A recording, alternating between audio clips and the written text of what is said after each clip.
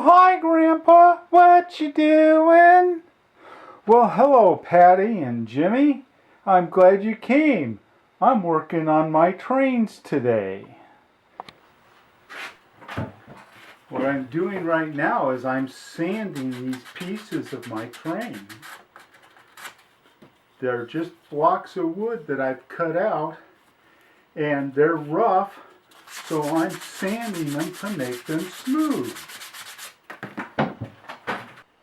Oh yes, Grandpa, I can see the difference, how this one that you've already sanded is so smooth, and that one over there that is rough because you haven't sanded it yet. What else do you have for us to see?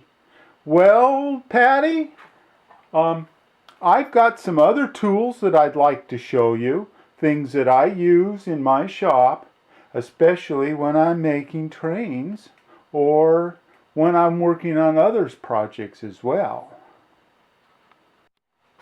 Oh, that sounds really interesting, Grandpa. Where are we going?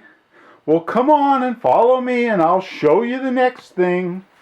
So this tool is called my radial arm saw. You see, it has a blade that goes around and around, and I use it for cutting off the ends of the wood. You see, this wood is uneven here, so I'm going to take it and I'm going to put it up here and I'm going to cut the end off nice and square. But first, I already have my safety glasses on. I'm going to put my ear protection on. You better do the same.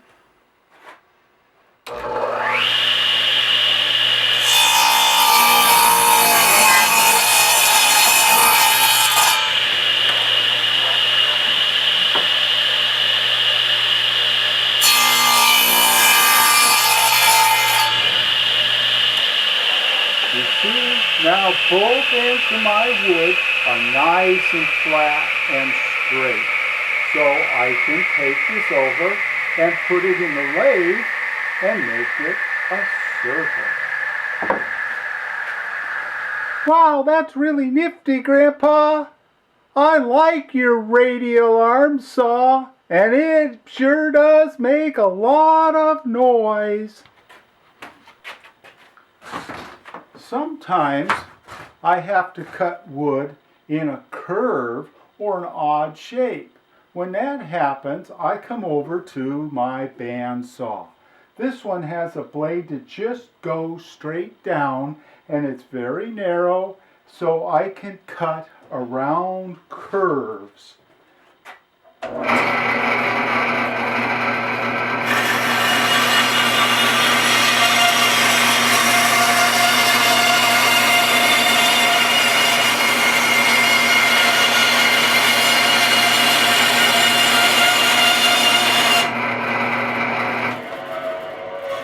You see, just like that.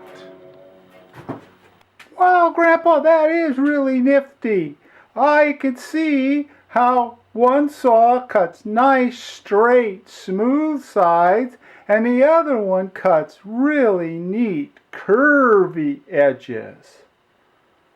Well, yes, Jimmie, that really is true. And sometimes when you're building something, especially like toy trains, you need both square and curve cuts. Well, Jimmie, this next tool I'd like to show you is called my lathe.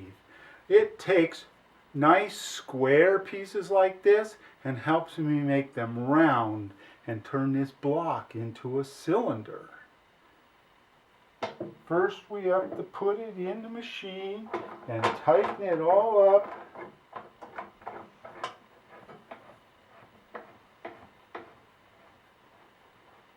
Making sure that it's right, it's just where I want it. Then I'm going to turn it on. But this machine throws out lots of chips, so instead of my safety glasses, I put on this really big mask that protects my whole face and keeps the wood chips out of my whiskers.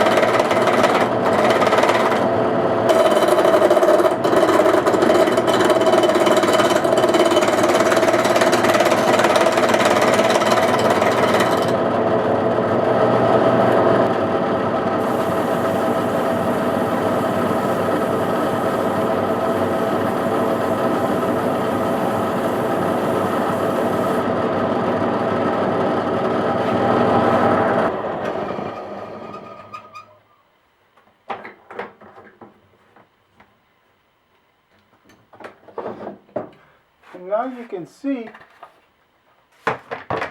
how we've turned that square that we had before into a nice circle. This piece will become the boiler for a steam locomotive. The boiler's where all the steam comes from. Gee, Grandpa, what are all these things? Well, Jimmy and Patti, these are parts for my new trains. These are tanks for a tank car, and these are for the caboose. And this is the steam engine piece that I just made for us. And down on this side over here are some extra pieces getting ready for more cars. Oh, that's so nifty! What will they look like when they're done? Well, Jimmy, I have one locomotive that's just about ready, and we can go take a look at that next. Oh, that sounds like fun. Gee, Grandpa, I like that idea too. Where is it? Hey, look, Patti, I'm the engineer. Woo-hoo! Oh, but Jimmy, there's no wheels on your locomotive. What happened to the wheels, Grandpa? Well, I still have to put some varnish on all the wood pieces, and if I put the wheels on before I varnished, they would get all sticky and then they wouldn't turn right.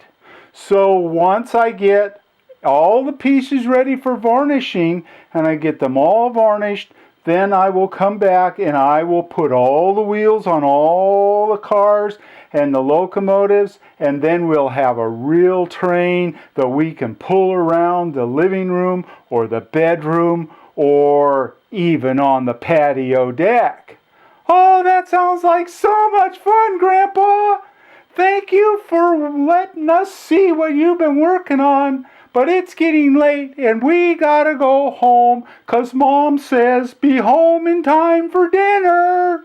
Okay, bye Patti, bye Jimmy. I'm glad you had time to come and I hope you come again.